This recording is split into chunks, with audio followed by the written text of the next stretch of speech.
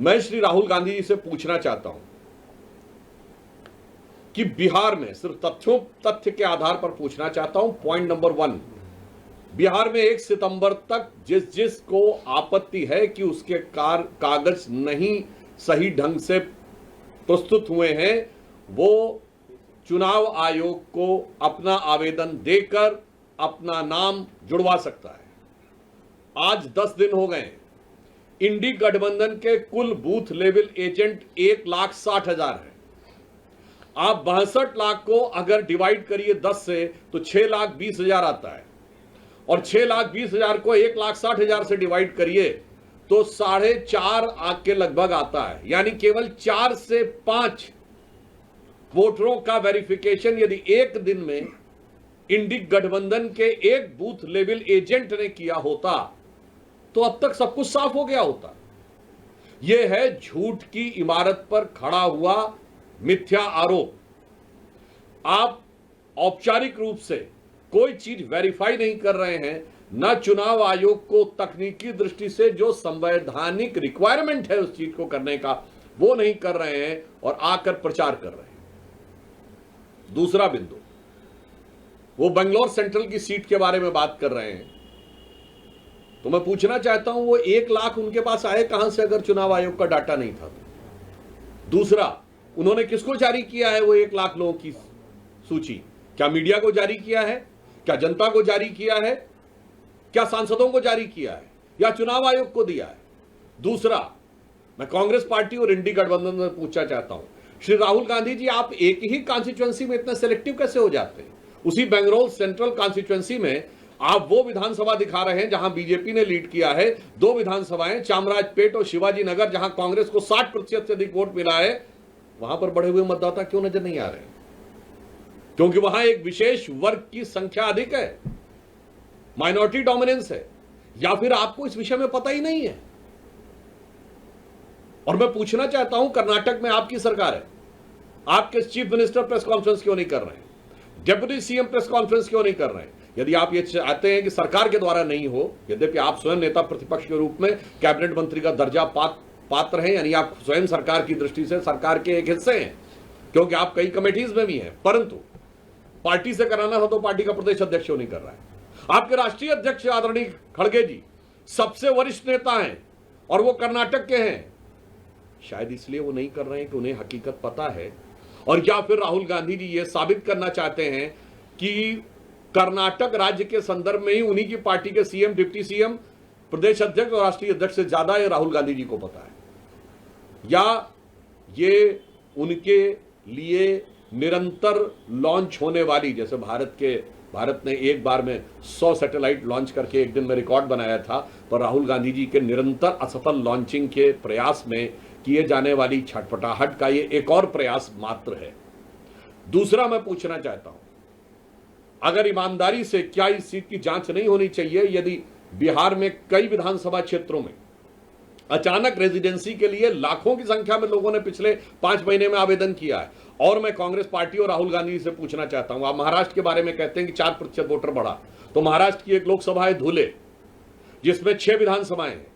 5 विधानसभाओं में भारतीय जनता पार्टी 2024 के लोकसभा में सारी 5 जीती, कुल जीत थी 1,90,000, और एक विधानसभा में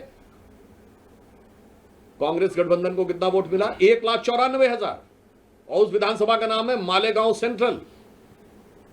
ये वही मालेगांव जिसकी पिछले दिनों में आपने बहुत चर्चा सुनी होगी। एक विधानसभा में 1,94,000, और कांग्रेस और राहुल गांधी जी जवाब दें, उस मालेगांव में 43% नए वोटर बने, 43.5% न्यू वोटर्स।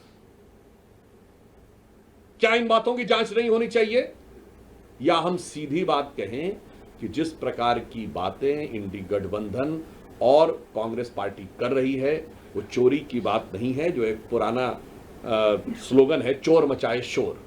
वास्तविक अर्थों में आज विदेशी भारत विरोधी शक्तियों के साथ हॉबनॉबिंग के शक के दायरे में तो कांग्रेस और इंडी गठबंधन के लोग पहले से ही थे।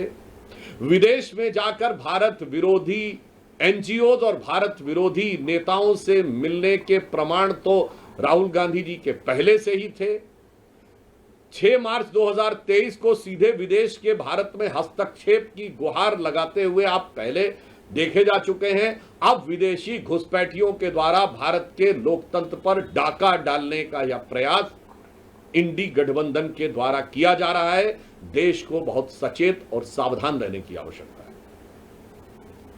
और एक बिंदु मैं और कहना चाहूंगा, राहुल गांधी जी लगातार, और कांग्रेस पार्टी और इंडी गठबंधन, क्योंकि मैं मानता हूं राहुल गांधी जी एक व्यक्ति नहीं है, ये एक विचार है और ये कुछ ऐसी शक्तियों के हाथ के हथियार हैं जो शायद राहुल गांधी खुद भी समझ पाते हैं नहीं, मुझे आइडिया नहीं है।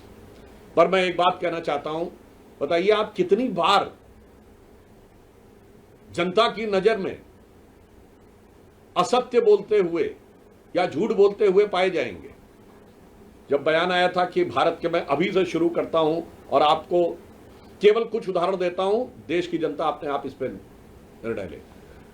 अभी भारत के एयरफोर्स चीफ ने कहा कि हमने 6 विमान गिराए थे। ये क्या बोले थे कि भारत के कितने विमान गिरे? आज साबित हो गया एयरफोर्स चीफ के बाद, यह इस मामले में झूठे साबित हुए।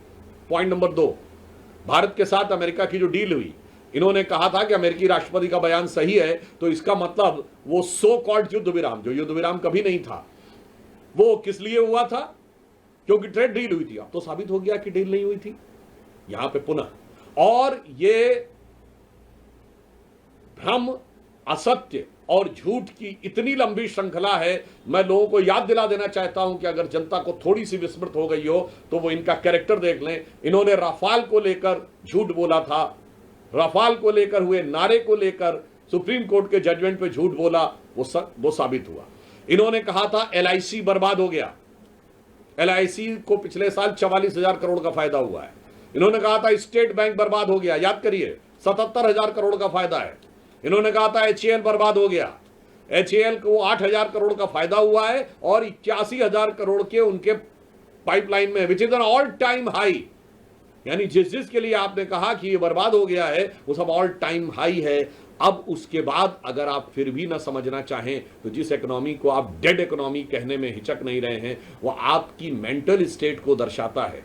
और भारत के बारे में जो इन्होंने सेना के बारे में कहा, एयरफोर्स के बारे में कहा, आर्मी के बारे में कहा, HAL के बारे में कहा, LIC के बारे में कहा, SBI के बारे में कहा, और हाल ही में ऑपरेशन सिंदूर के बारे में जो कुछ कहा, वह निरंतर असत्य और झूठ साबित हुआ।